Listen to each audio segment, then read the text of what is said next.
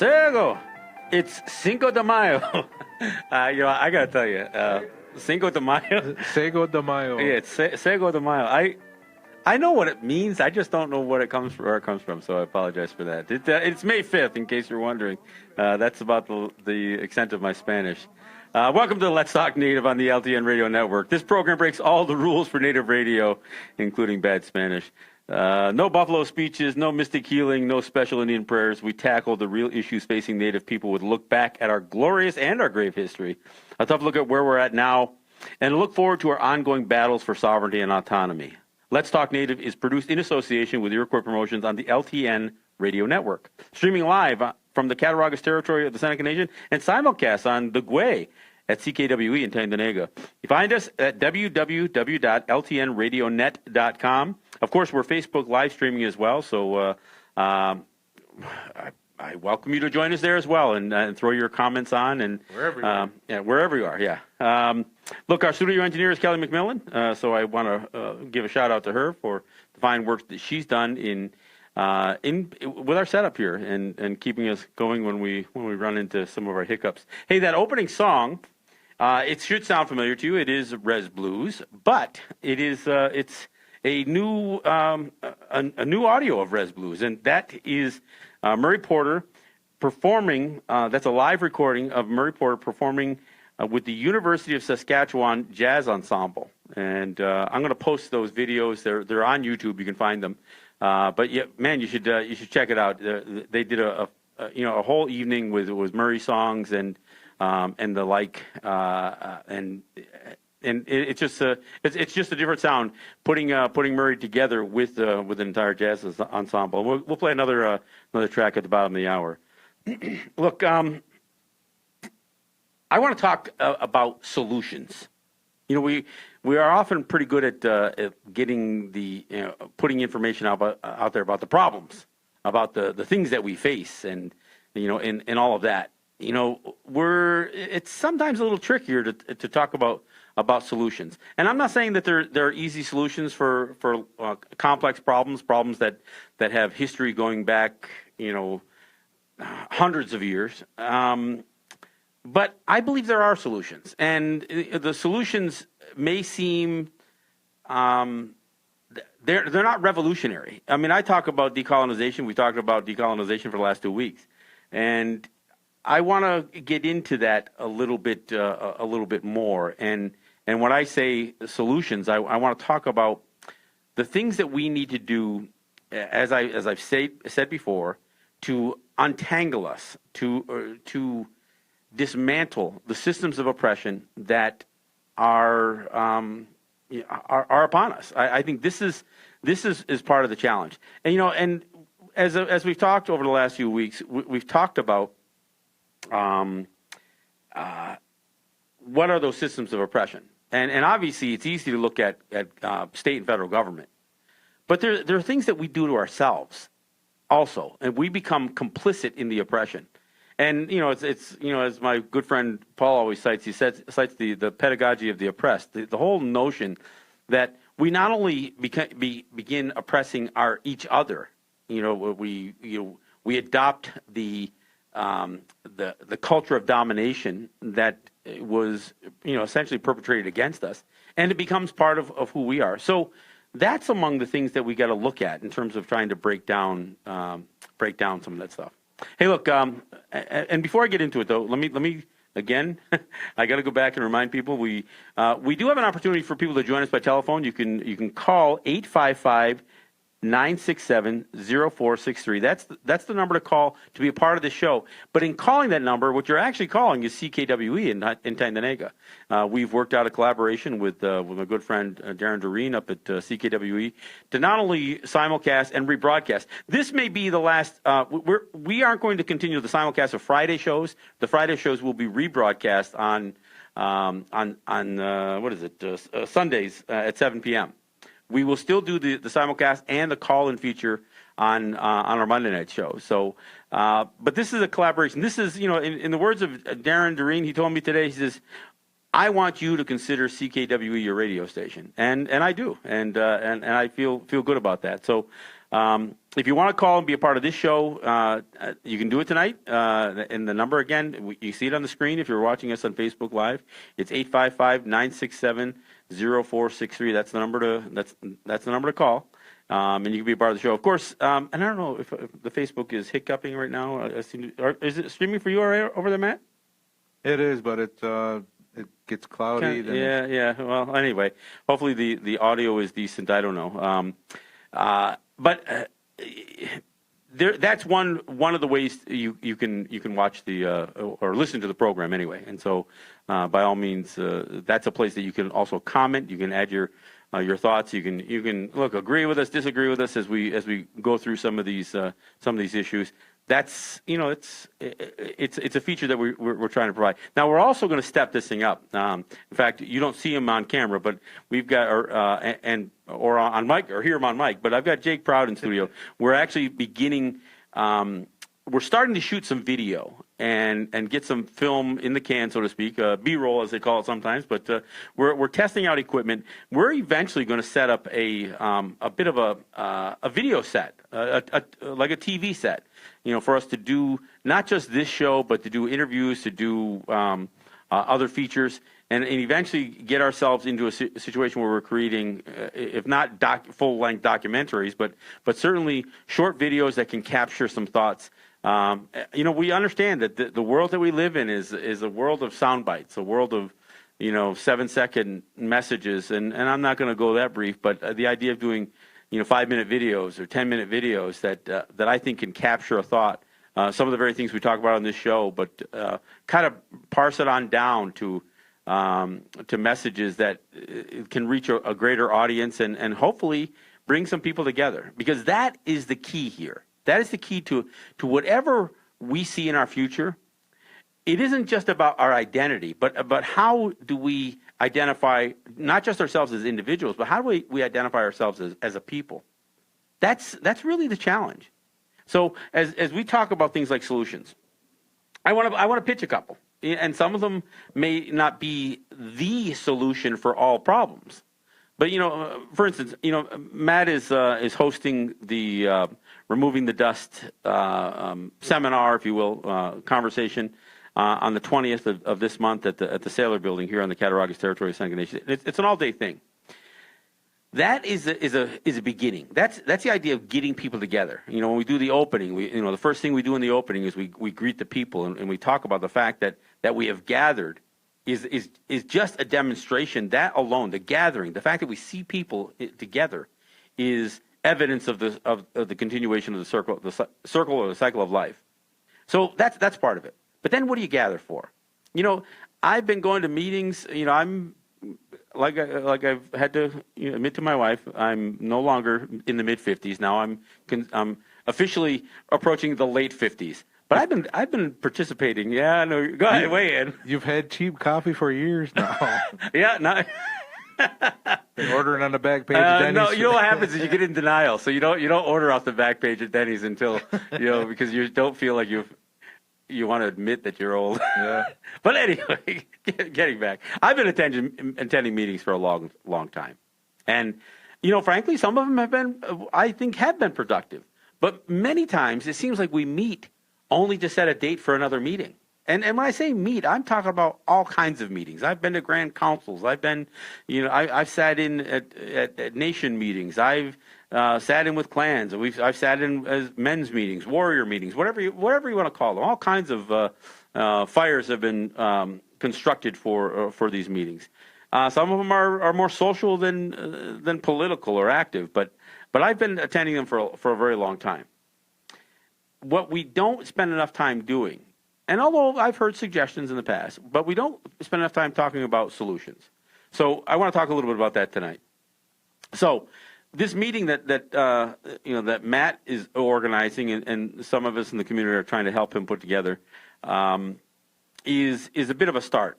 It's gonna, part of it will, the whole idea of removing the dust is using the language, bringing in people who are very skilled in the language, guys like Paul Delarone, Loren Thompson, Francis Boots, and others that we hope will join in in the conversations to talk about not so much the rights that we have, but the responsibilities that we have, and how to realize some of that, and how to assert, if that's even the right word, but how to perform those responsibilities, and realizing that perhaps we've let some of them go. We forget the role that we have in a community sometimes. Let's face it, we've all got wrapped up into the consumer society that is the United States. We work for that paycheck. We put our 40, 50, 60 hours a week in for a check, and then we use that check to buy the stuff that we need, that we think makes us happy.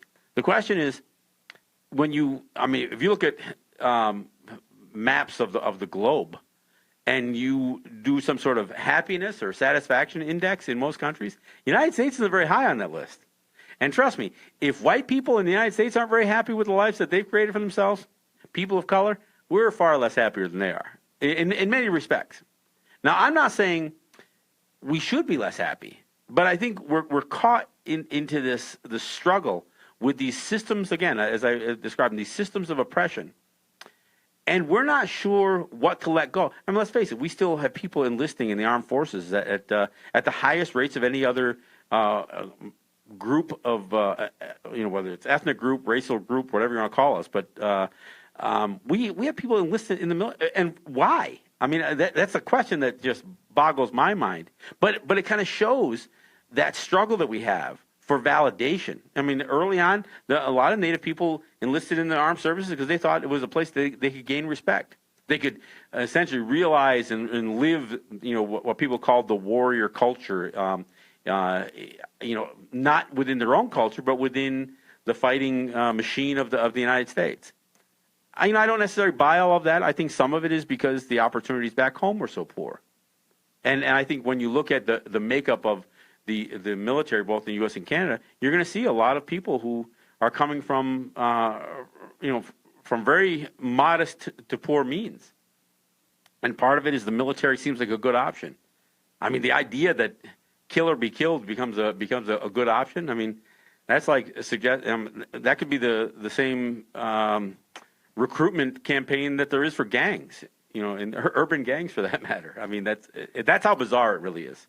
So I think trying to realize that part of the solution to decolonization has to do with asserting our identity as individuals and as communities.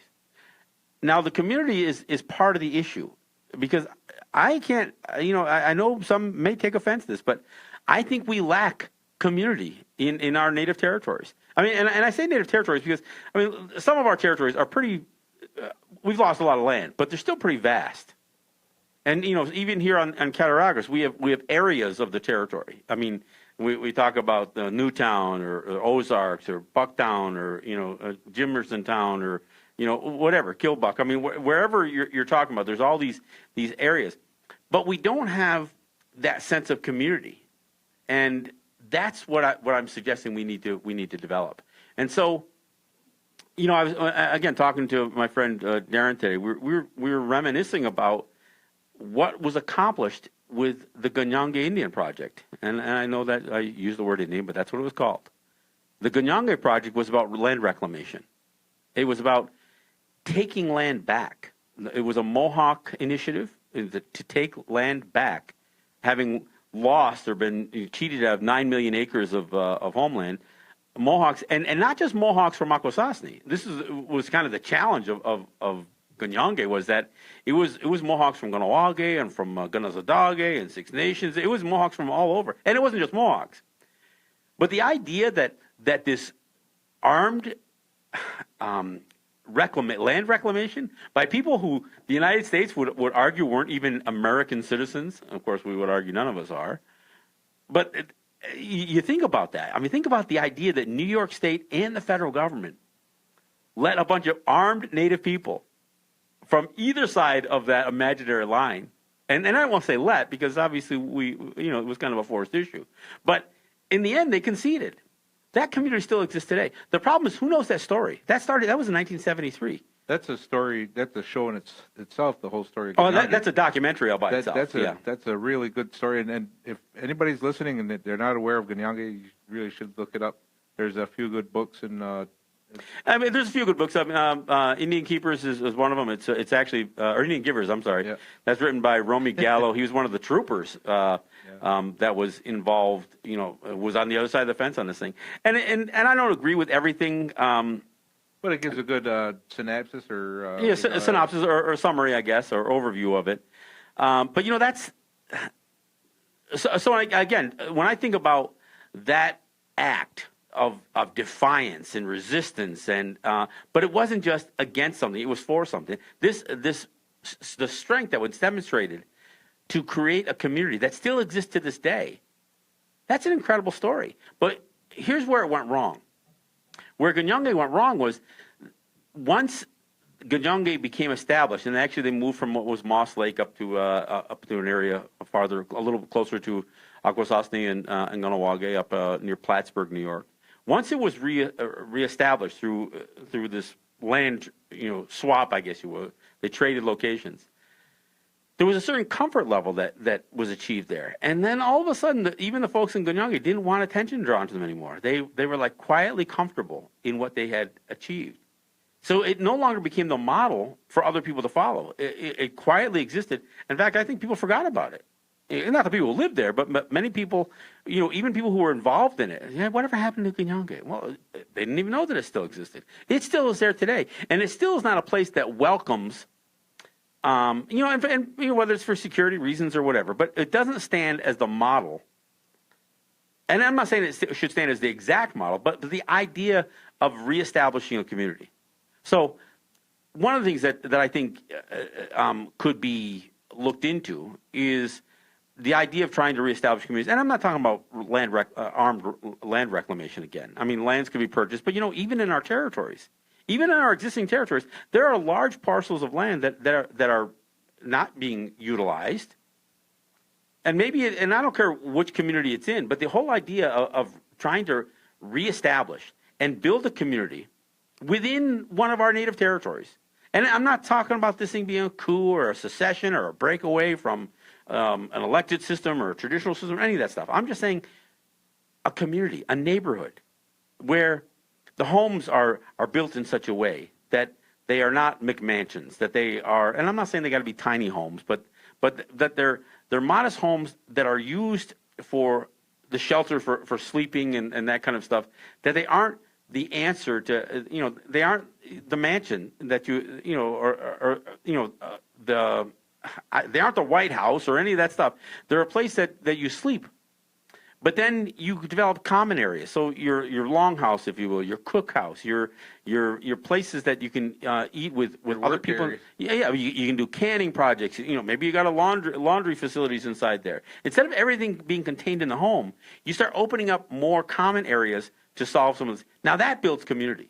Now we start talking about the role that we play with our children.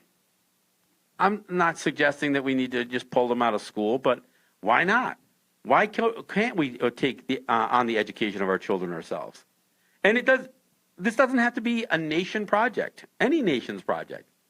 But this is what I'm offering as one of the solutions. And, I even made a suggestion, and I'm not saying that I've run it up the chain here at the Seneca Nation. During the summer times, they do a summer youth program. How cool would it be is for the summer youth program, especially the teenagers, if they did a program where at least a number of the kids were involved in building a tiny home? That's something they could bang out in a few weeks.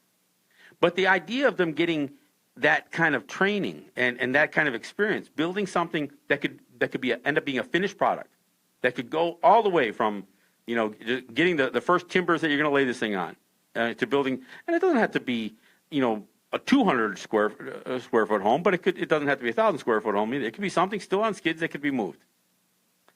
I think that would be a tremendous experience. Now, what if you took it to the next level and said, no, that tiny home is going to have solar panels on the roof. That tiny home is going to have radiant floor heating inside. It's going to have a very safe wood stove or fireplace inside.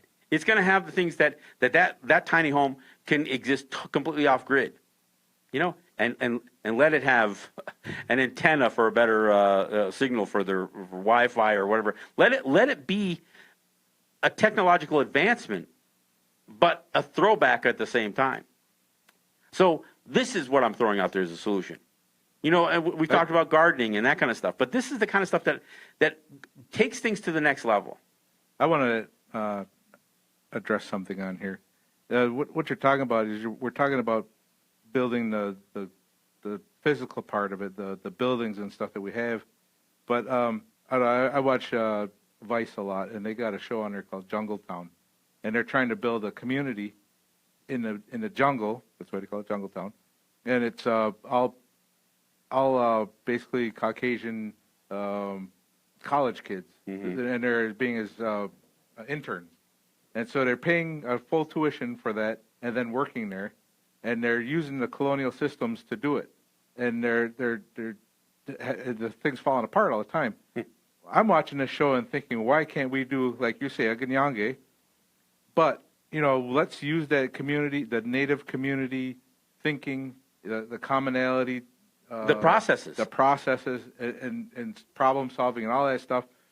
And because we're not practicing that to any large degree. I would like to see that as a community project. And then, you know, that's going to follow up with your project building. You know, you got to come up with a plan. How are you going to build it? How you want to structure it? And then how are you going to have those common areas?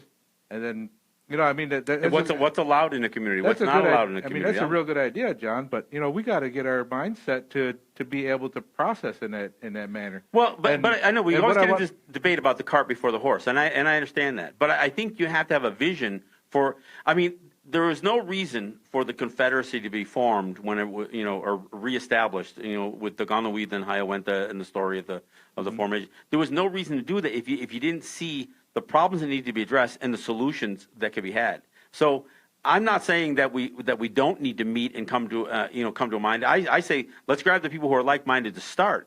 Yeah. Start with 2, start with 3, start with 5. Okay, now I'm bringing this back now. We've got this meeting coming up. Let's get this. Let's get our selves healed, because that's a problem in our communities. Is we're not healed. We got all of this background trauma in our lives. In a historical, there's so many different ways that that's been influencing on us. We got to start getting those things cleaned up, and before we can start coming together. See, and that's I don't completely agree with that. And here's the reason. I mean, I go back to this analysis they made about Vietnam vets with their heroin addictions when they were in Nam, and then came back, and part of the healing process was the whole act of social engagement. So I think we can't talk about healing without there being a goal to it. So I think the act of doing something progressive and positive, and I say progressive because, you know, essentially. Well, okay, it's just like anything else. It's all connected. It's got to be part of the process. You know? I agree with. So I think. I'm not saying simply just use this meeting for that. I'm saying we got to understand what you're talking about, a plan. Building all this stuff also has to incorporate all of the healing stuff. And that's why pitching this whole idea about these kinds of solutions, because I think the idea to suggest we can't do anything until we heal, I think that becomes an obstacle. It's got to be made aware, though. I mean, there's people that don't even know what those injuries are. Well, and I mean, we live them every day. We had the separations that hold us apart. But you ask somebody, well, why don't you like that person? Why don't we get along? And they look at you like, I don't know what to say, but. No. Trust me, being a Mohawk in this community and having, you know, look at me, I got a warrior flag behind me. I got one on my hat. I got one on my shirt. I'm thinking. You got Gandhi's too, right? Yeah. Telling Ganyange stories on the radio here in Seneca territory. No, there is a certain aspect of the things that I represent as an individual that that cause, you know, some people some consternation, as they say. Some people are bothered by that image, threatened by it, and so I hear you, and I'm not disagreeing with you completely. What I'm saying is, we have to have a carrot at the end of that stick in order to. I mean, it's like an addict. If you don't convince somebody that they need healing, they need to address their addiction, they're not going to. If they don't see the green grass on the other side, if they don't see the hope and the prospect of a future, they're never going to quit. The reason, and again, for those who don't know the story that I'm talking about, there was a certain level of bewilderment that the number of Vietnam veterans or Vietnam soldiers who had were using heroin, that they were able to beat their addictions when they came home. And part of the whole thing was that once they were out of that stressful and that solitude atmosphere that a soldier essentially has to build around themselves even to do that job. Once they came home and they had family support, they had the nurturing from a community and all that other stuff, they were able to move forward. And it wasn't just that they went through addiction healing. They didn't, all this PTSD stuff, that didn't exist for veterans coming out of World War I, II, Korea, and Vietnam.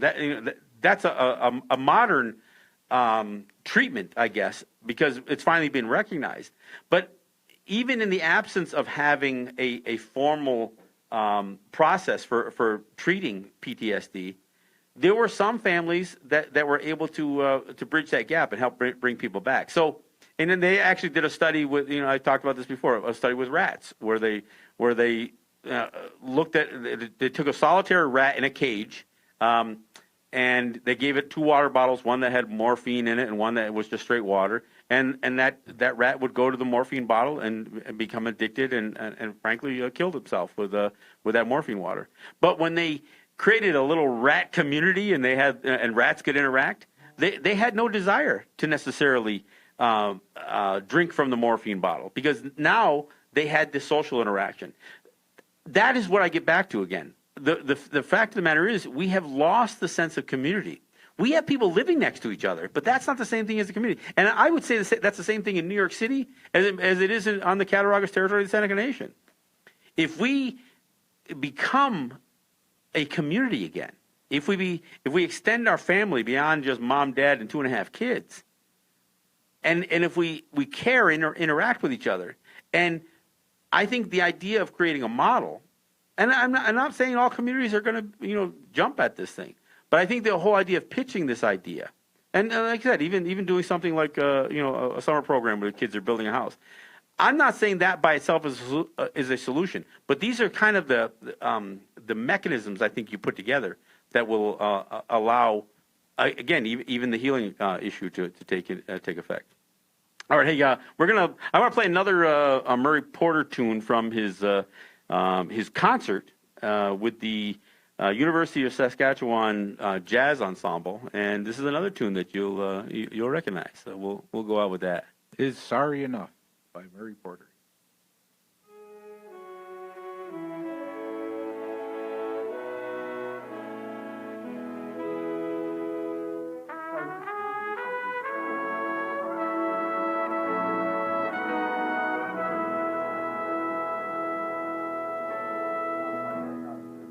Now you say you're sorry. It's not what you say, it's what you do.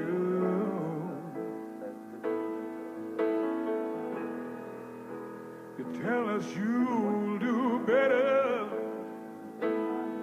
but it's hard to believe in you. The day has finally come, told the world that you were wrong, but far too many have passed on now. When it's sorry enough,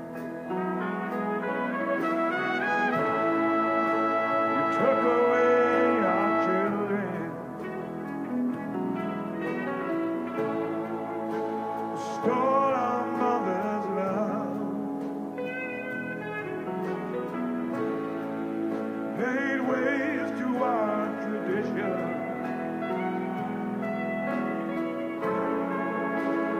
Wasn't that enough?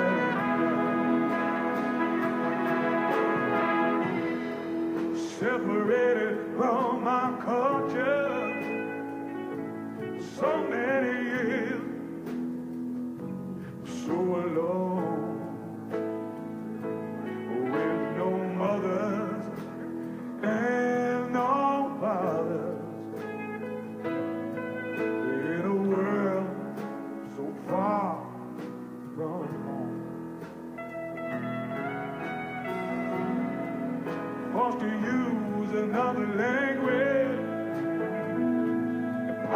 best when you spoke your native tongue. Trying to kill our spirit here, but our hearts still beat as one. Took away our children. All right, there you go. That's a completely different sound when you take a blues artist like Murray Porter and put them together with a symphony, essentially Sounds jazzy. Yeah, these guys, it's got a great sound to it. I've got some folks interested in New York in trying to bring Murray Porter to New York and hooking them up with some of the great jazz musicians, guys with bass and sax and that kind of stuff. Get Murray on a Steinway in a place where we can not only get some great recordings, but get him an audience. And New York's got a pretty good jazz station, and out of what they do is they have a blues hour, or I think it's a 1 hour blues program every weekday. And so I've got an interest from playing Murray's music in New York. I've got some folks that are listening say, look, we want more of that, and we want to hear more of that, and frankly, we'd like to hear it. In New York, so that's cool. I mean, just seeing him invited to the University of Saskatchewan for this concert, and this was essentially a Murray Porter concert. I mean, they invited him in. Again, I will post the YouTube videos, and you can see even the initial song they do where they introduce him. It's pretty cool, and I'll tell you, it is something to see Murray so bright-eyed and enthusiastic and doing this kind of stuff. It's good stuff. All right, so a couple of things. There are behaviors that we participate in that clearly are detrimental, and part of those and many of those behaviors are, again, the result of historical trauma, intergenerational trauma that has been handed down. We've talked about the residential schools, and we talked a little bit at break. One of the things that people don't want to acknowledge in even in the and maybe they did in the Truth and Reconciliation Commission stuff up in Canada. I don't know. I haven't read that report. But let's face it, our people were complicit in these schools. I mean, part of the story is the story of people being ripped out of the homes. Mm-hmm. But the other part of the story are the homes being so socially and morally broken that that parents place their kids in these schools. That was one of the largest products of the school, was the lack of parenting ability, correct?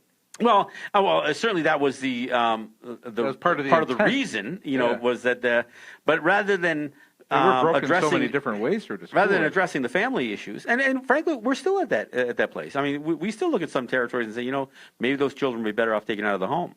We don't think about it in terms of the residential schools, that existed for that 100-year period.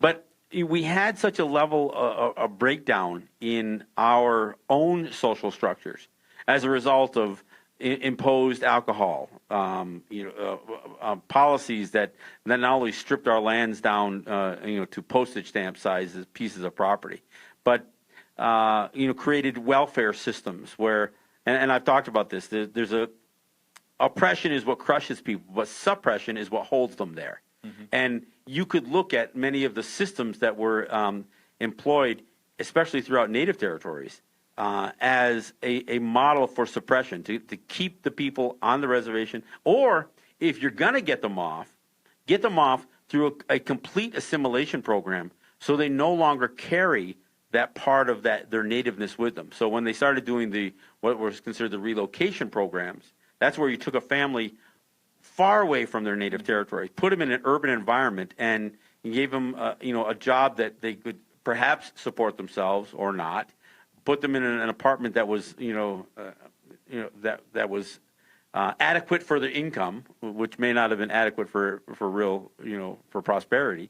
And that's part. I mean, and the result of that today is that 70%. Submerge them in a mix of cultural diversity. Oh yeah, hook them up with churches, and then again you look at this situation where you're now become part of that melting pot. That pot. Well, and more specifically, that poverty melting pot, where you have immigrants and ghettos and Native people that are all trying to carve out their existence on the lowest end of the social scale in an urban environment. That's what was imposed on our people. So we look, and when we look back at our territories now, we know that we've had generations of alcohol issues and alcoholism. When I hear people talk about the heroin problem and where did it come from, it is a direct connection. There's a direct line from the abuse of alcohol. I mean, I've oftentimes read that quote from, what's that quote? Ben Franklin? I might have it right here. Here we go. Ben Franklin, from his autobiography of the 1750s.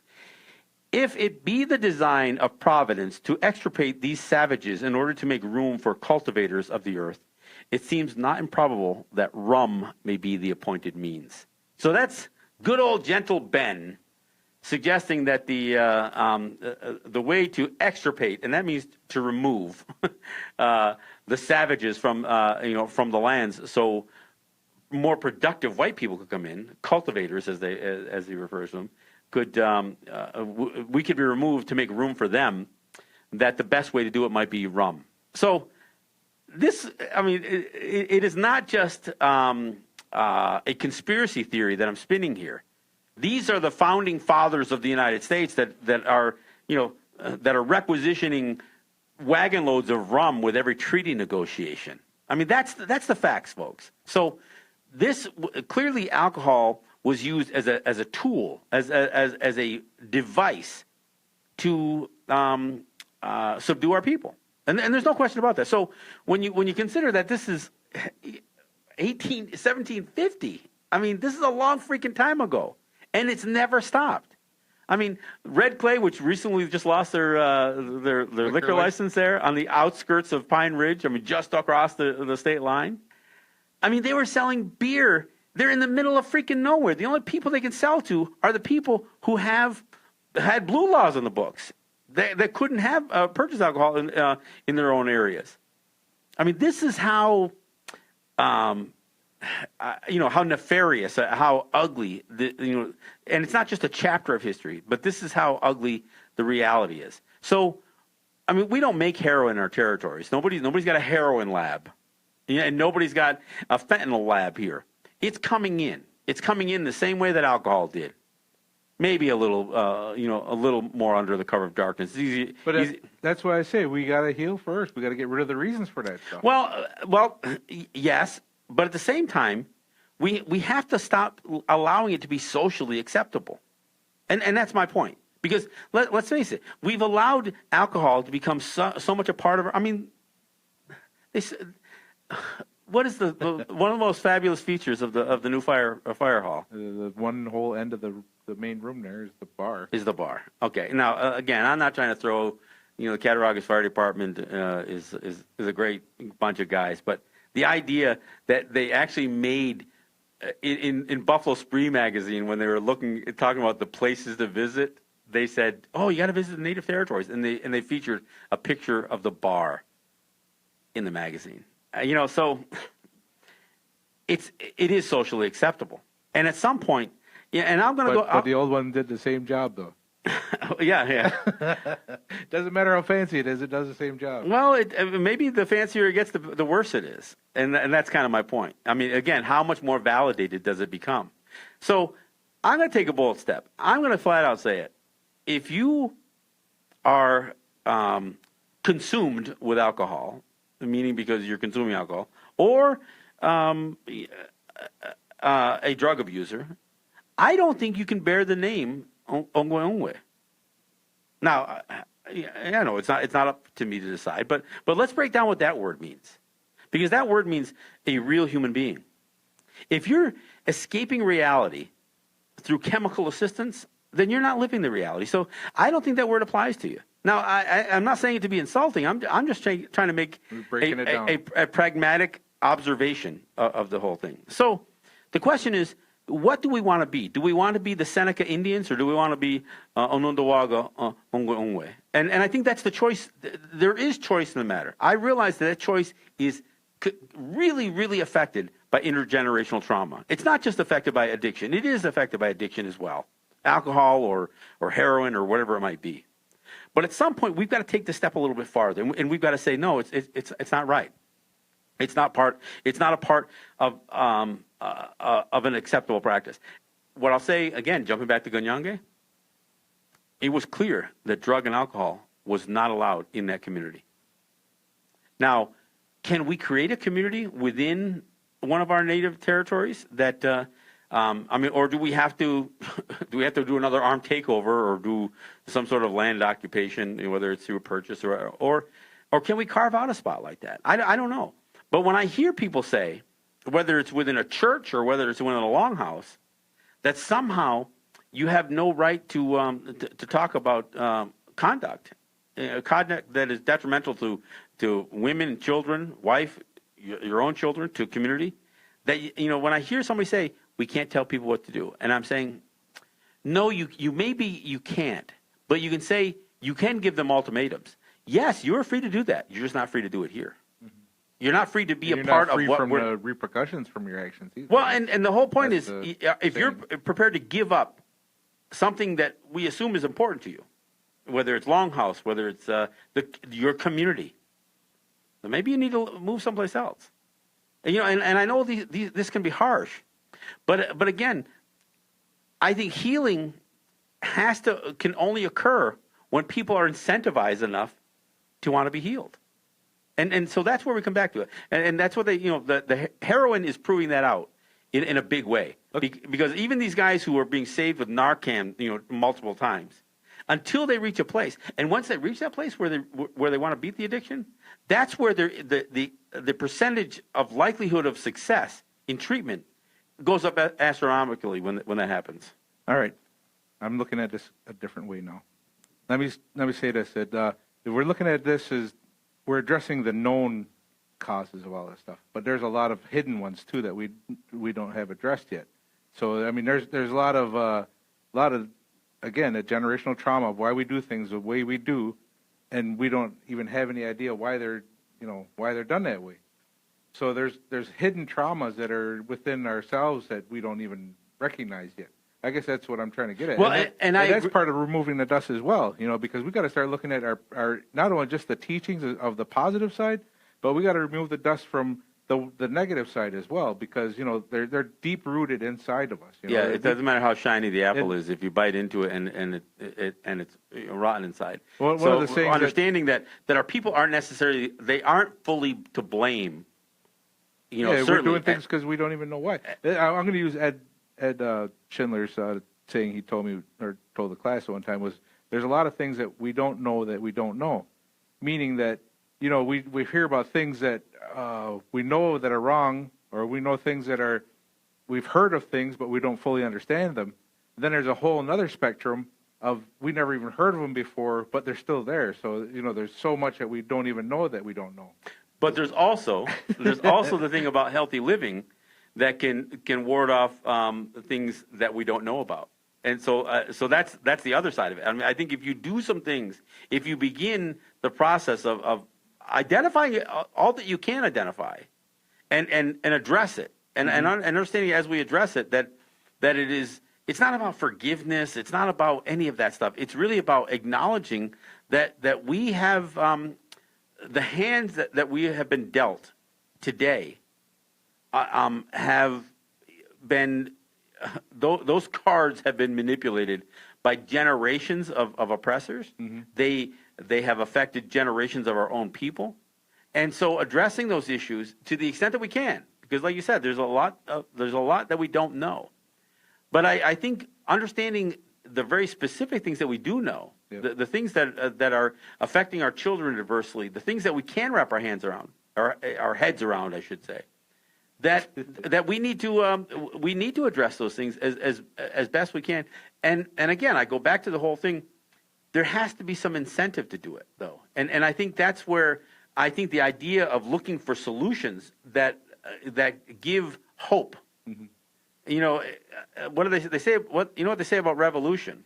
They say revolution does not come out of because of oppression and despair. It comes out of hope. When somebody thinks that they have an opportunity to fix something, when they think that there's an opportunity on the other side, that's when they go for it. It isn't. People will live with oppression. They will live, under extreme conditions as long they will tolerate what is tolerable. And it's not until they realize that there's an alternative. So I think the whole idea of having that balance between incentivizing why to be healed and then looking for ways to be healed. Yep. I think there's got to be a balance between those two things. I just think that we should, like I said, remove the dust. I'm not trying to make a plug here, but Yeah, sure, make the plug. But we also have to look as best we can at all of these things that are there, because we don't want those things festering back up later on. I mean, because like how we talk about having a big community, and you can be going good for years or decades or whatever, and then if we don't address something, it can come back up again later if it was never fully addressed. Well, I mean, we hear people say all the time, well, the problem is we've lost the language. And I always got to go back to remind people, we have lost more land. We have lost more in terms of, we lost a whole lot of people, too. Human, our lives, I mean, cultural identity. We lost a lot while the language was fully intact. I mean, the language has only been gone for less than 100 years. Mm-hmm. And I don't want to say gone, but it was under attack for that, especially during that whole residential school period. But, I mean, you only got to go back really a couple of generations, to where the language was very prominent in all of our territories. Yep. I mean, in Kahnawake, you only got to go back one generation. My father's generation, they all spoke. Mm-hmm. So you don't have to go back that far. And yet, in spite of that, you still had, an absolute omnipresent, oppressive regime in Quebec or, here in New York or whatever else, U.S., Canadian. So, when people suggest that, the problem is we lost the language, look, I agree the language holds the key to a lot of this stuff.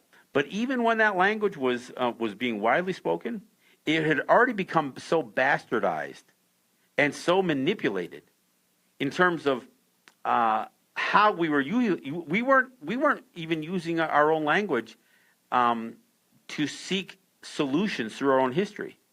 We were speaking our language, but even as we were speaking our language, we were being more influenced by by the outside than by our own culture. So I think the whole idea of bringing the language back is the same thing you're talking about, removing the dust. We have to understand why that language was there. What's the meaning behind these words? Why did we have concepts like removing the dust? Mm-hmm. It wasn't just about a tidy household. Yep. So there's a metaphor there, but that metaphor is timeless. And that's where the language is a living language. It's not just something that ends up being a series of labels. So I think that's something that that's among those things that we need to acknowledge.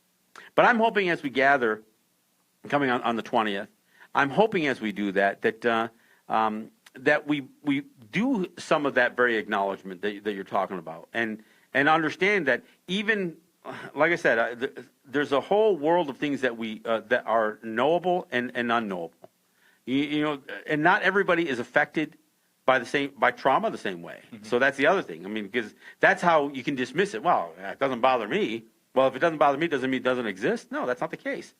I mean, but as a community, those are all still bits and pieces that affect everybody. Sure. If it affects one family, it roundabout way affects everybody else. Yeah, sure. Because next thing you know, you not only have families that are married, but you're in the community. So when somebody is struggling with PTSD, for instance, and that reveals itself in ways that are break the harmony of a community, then it's everybody's problem. Yeah. So it doesn't matter whether you're affected by it or not. I mean, this is where it has to be. It's a shared responsibility. The responsibility isn't just for a community to raise a child. The responsibility is for a community to help everybody, and that's really what we're speaking. Look, there's a phrase that I use all the time, and it goes back to a meeting we had a long time ago at the Faith Keepers School, I think it was, and one of the young guys stood up and said, why don't we just take out these band councils? And he wasn't talking about the Seneca Nation necessarily, but talking about some of the more oppressive ones on the Canadian side. And I said, well, that's an answer. I mean, but are you prepared to do all of the things that the band council does do at this point? Yep. So the answer is not necessarily changing that system, but making that system irrelevant. So the more things that we do to address the problems within a community, the less that community has to rely on whether it's the nation or whether it's the state or the county or the federal government. These are the things when I talk about untangling ourselves from the systems of oppression. Because let's face it, we find ourselves mirroring the outside in the very institutions that we create, whether it's how we teach, even though we don't have our own school here, to the extent that we have an education department, it follows the same model of educating our kids. The court systems look the same. Tribal police look the same. They don't have tribal police here, but in some of those territories, most of them are enforcing state or provincial law. Yeah. Just because it's a brown skinned face there, and they've got a Hiawatha belt on their shoulder, even as they're being tribal police enforcing New York state law, it doesn't mean that it's using our system. So this is that. Again, I know we didn't go through a whole lot of solutions, but I think this is part of the conversation we need to have. I mean, I think we have to look at the idea of being off the grid. And when I say off the grid, I don't mean just the electric grid or the gas grid.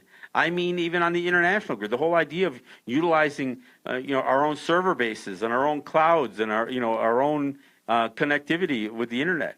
I think these are the kinds of things that we should do. Yeah, there's a very futuristic and technological side to what I'm talking about. I'm not saying that we need to go make like the Amish and turn ourselves into throwbacks 200 or 300 years. I'm not saying that. I'm not condemning the Amish either, by the way. But at the same time, I don't mind living in a shoebox of a house as long as it's a kick-ass shoebox.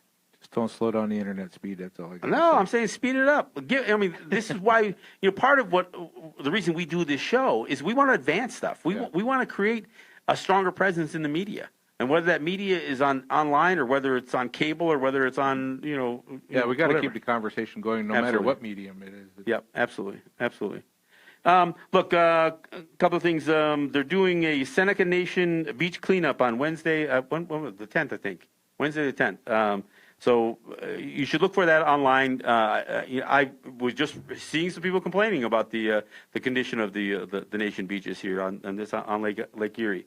So these are the kinds of things in each one of our communities that we can participate in and try to do more. I want to remind people that this show we will continue to do. Our Friday show on CKWE. The Friday shows will be rebroadcast on Sundays at 7 p.m. And of course, our Mondays will be simulcasted with phone lines and all that stuff. Everything going the same. So we will continue to do that. I will be in New York this coming week. I have David Grand, the author of Killers of the Flower Moon. I know I've talked about it a couple of times on the program already. By all means, check out the show. He's an author from New York, but did this whole investigative journalistic effort in creating this book that delves into the murders of the Osage and how racism, greed, and dehumanization played a specific role in trying to rob the Osage of the wealth that they were enjoying as a result of oil being discovered on their lands and that kind of thing. So that's a story that people should realize, or know about, because just like when I talk about Abraham Lincoln being signing the execution orders for the largest mass execution in the history of the United States. This is actually one of the largest serial murders in the history of the United States, and one that has a level of premeditation that may never have been seen before. The idea that white people would marry into the family, and have children with this married into this Native family with the intent of bumping off the Native recipient of some of this oil wealth. It's an incredible. I mean, just that whole idea is hard to fully wrap your head around. But think about the years of planning that went into some of this stuff. That's what the book's about. So by all means, join me on my show in New York. That's on WBAI. You can go to WBAI.org. You can live stream the show, and I'll post up the audio after the show. But we are into our fundraising pledge drives and that kind of stuff in New York. So having David Grand join me will be a part of promoting his book and that kind of stuff. We'll use his book as a as a fundraising gadget. And but by all means, join Shawnee and I down there in New York on WBAI. That pretty much wraps up. Let me see what anything I got. No, I went through my short list. May 20th at the Sailor Building. May 20th at so now. Do you plan to try to have one more meeting before then? Obviously, Yeah, I'd like to get another planning meeting going. All right, so look for Tuesday night sounds this is pretty a Facebook event. So if you look in the events, Matt has it posted. We'll repost it on my group pages. Let's Talk Native and Let's Talk with John Kane and some of the pages as well.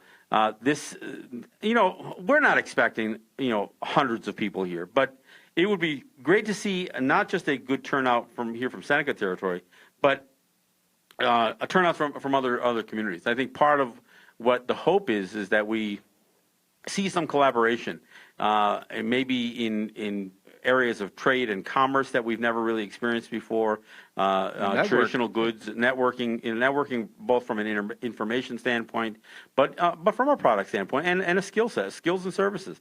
So we're hoping we can begin the process of developing a program essentially and some plans, some action plan to go forward. Yep. Not just to have this meeting to plan another meeting. Yep. So that's the hope, and I think that I feel optimistic about this meeting, and I look forward to it. And of course, it's always if you've never had the opportunity or the luxury to spend time with guys like Paul Delarone, Loren Thompson, and Francis Boots, that by itself, just the idea, others. And others. I mean, just the idea of coming together, this is what you won't hear. You won't hear somebody say, "You don't have a right to know that." If you ask a question of these guys, they will do everything within their power to come up with, to delve into the language, and they may even talk amongst themselves to find those areas of the language that give answers to. They will not leave somebody hanging or suggest that somebody, because of their lack of language skills, does not have the right to know it. So I'll look forward to that. Again, that's May 20th at the Sailor Building on the Cattaraugus territory of the Seneca Nation. 9 o'clock official start, but I'm going to try to get a little breakfast in here. Yeah, maybe we'll even do a fire the night before or something like that. We'll see. It's a possibility. We'll see. All right, folks. Thanks for listening, and look for us on Monday, and then again next week in New York. I'll do it again. Yahweh. Yeah.